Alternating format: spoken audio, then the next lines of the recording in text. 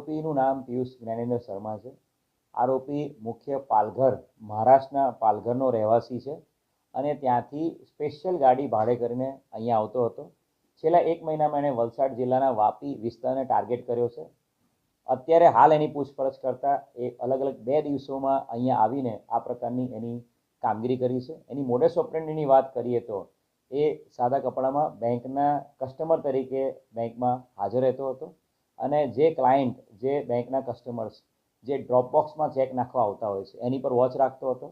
એને જે ચેક ભર્યો છે એની વોચ રાખતો હતો અને જ્યારે એ કસ્ટમર, નોર્મલ કસ્ટમર જ્યારે બેંકમાંથી બહાર જાય ત્યારે બેંકના એમ્પ્લોઈઝને મારાથી ભૂલથી ચેક ડ્રોપબોક્સમાં પડી ગયો છે અને મારું નામ આ છે એમ કહીને ચેક લઈ લેતો હતો અને એ ચેક લઈને અન્ય બેંકમાં જઈને અન્ય બેંકમાં પોતાની એ ઓળખ આપીને એ ચેકના નાણાં વટાવી લેતો હતો। 1-2 બેંકમાં એને જ્યારે આઈ કાર્ડ માંગવામાં આવ્યું ત્યારે એની પાસે રેડીમેડ એક પેઇન્ટ નામનું સોફ્ટવેર છે મોબાઈલમાં। એ સોફ્ટવેરના આધારે જે પણ વ્યક્તિનું નામ છે XYZ, એ XYZ નામમાં પોતાનો ફોટો લગાવીને આધાર કાર્ડ તૈયાર કરીને એ બેંકને બતાવીને એ નાણાં એનકેશ કરાવતો હતો। એની બીજી એક મોડસ ઓપરેન્ડી એ પણ હતી કે એ પોતે બેંકના કસ્ટમર તરીકે જે બેંકના એમ્પ્લોઈઝ જ્યારે વાત કરતા હોય, કેશિયર કે કોઈ પણ, ત્યારે એ કેશિયરની પાસે પડેલા જે ચેક્સ હોય છે એ નજર ચૂકવીને ચેક ચોરી લેતો હતો। એટલે આ બંને મોડસ ઓપરેન્ડીથી કામ કરતો હતો અને એક બેંકમાંથી ચોરેલા ચેક અન્ય બીજી કોઈ બેંકમાં લઈ જઈને એનકેશ કરાવતો હતો।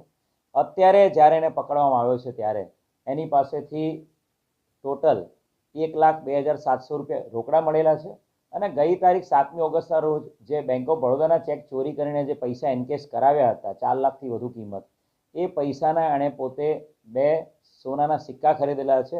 એટલે 2 50-50 ગ્રામના સોનાના સિક્કા પણ પોલીસે રિકવર કરી લીધેલા છે।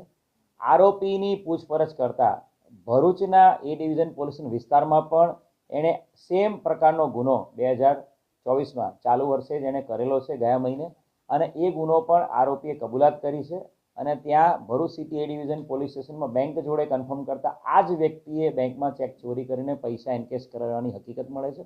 હજી પણ મીડિયા મિત્રોના માધ્યમથી હું તમામ લોકોને અપીલ કરીશ અને તમામ બેંકોને પણ અપીલ કરીશ કે આ વ્યક્તિ દ્વારા આપની બેંકમાં કોઈપણ પ્રકારની ચેકની ચોરી કે આપની બેંક સાથે કોઈ ચીટિંગ કરેલું હોય તો આપ આગળ આવો અને આની વિરુદ્ધમાં ગુનો દાખલ કરાવો।